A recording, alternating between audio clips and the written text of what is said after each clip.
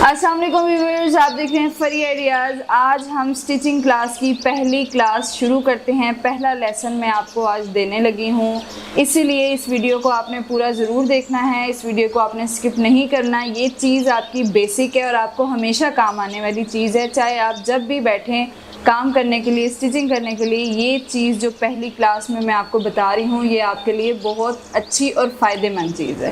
पहली क्लास में जो हमने थोड़े बहुत पॉइंट्स आपके साथ शेयर करने हैं वो हैं मशीन की सेटिंग, मशीन का इस्तेमाल, कैंची का इस्तेमाल, और सबसे बढ़कर सबसे जो बेसिक चीज़ है वो ये है कि जो आजकल वैसे भी हर कोई मोटर वाली मशीन यूज़ कर रहा है, तो मोटर वाली मशीन में जो स्टार्टर है उसका इस्तेमाल। अगर तो आप स्टार्टर का इस्तेमाल बहुत अच्छा कर लेते हैं तो यकीन जाने कि आपका सूट बहुत अच्छा भी सिल सकता है और आपकी मशीन कभी ख़राब हो ही नहीं सकती। दूसरी बात ये कि कैंची चलाने की भी कुछ टेक्निक्स होती हैं। बहुत सारे लोग मतलब कैंची का इस्तेमाल सही नहीं करते, उसकी वजह से भी उनको प्रॉब्लम होती है।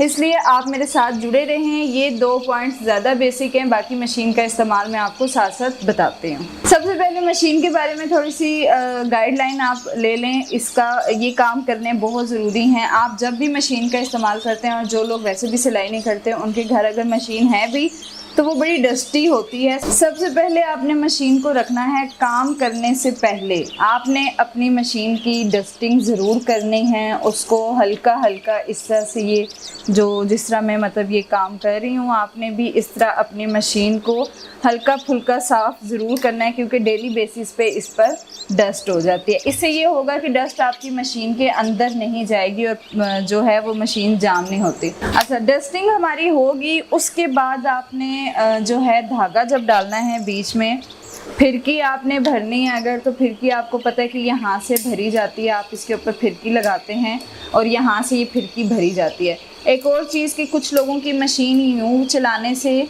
इसको अगर आप ऊपर कर लें तो आपकी फिरकी ज़्यादा सही भरे जा सकती है, कुछ लोगों की इसकी वजह से फिरकी जाम हो जाती है।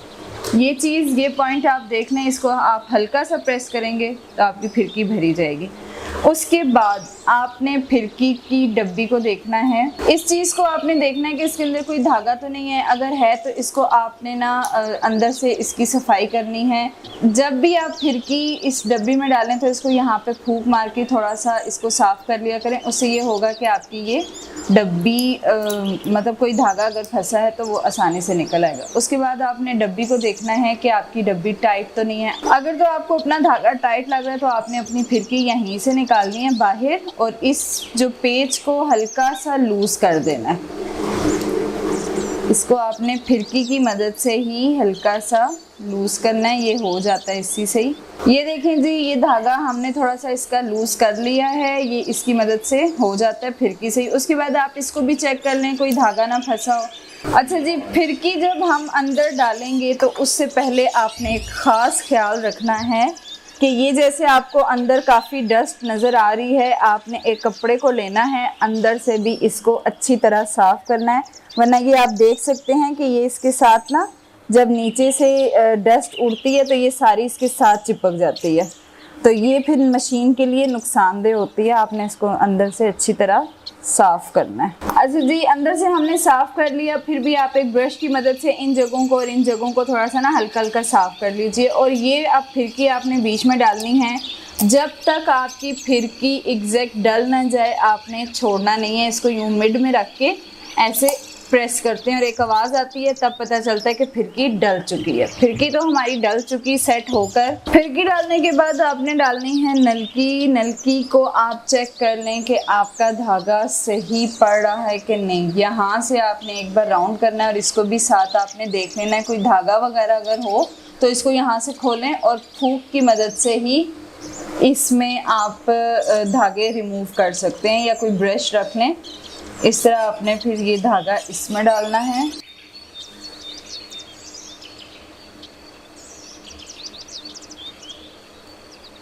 ये धागा आपका डल चुका है, लेकिन आपने यहाँ से चेक करना है कि क्या ये धागा आपका टाइट है, तो आपने इसको हल्का सा लूज कर देना है। ये हमारा लूज हो गया, ठीक है। अब उसके बाद एक बार आपने पाँव इस धागे को पकड़ना है, ऐसे नीचे की तरफ करना है और ये आपका धागा आ गया। बहुत ज़्यादा आपने बार बार पाँव को ऐसे घुमाना नहीं है, वरना नीचे धागे फंस जाते हैं। ये हमारा काम हो गया। और ये चीज़ आपने लाजमी काम करना है कि जब भी कपड़ा बीच में रखें, ये धागे आपने दोनों निकालने, इनको हमेशा पीछे की तरफ करें। पीछे की तरफ धागा करेंगे तो कभी मशीन में धागा नहीं फंसेगा।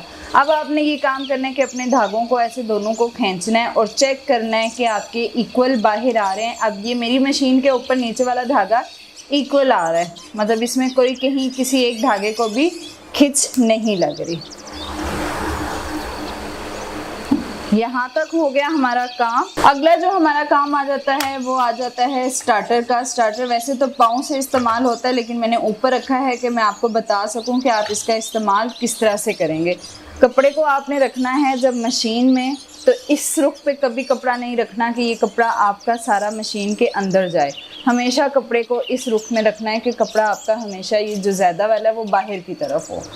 ये काम भी आपने कर लिया। उसके बाद आपने जब स्टार्टर को चलाना है, स्टार्टर का इस्तेमाल मैं आपको बता देती हूँ कि हमेशा स्टार्टर पे जब आप पाँव रखते हैं तो इस शेप में आपको पाँव रखना है। कभी भी आपने इस तरह से पाँव नहीं रखना।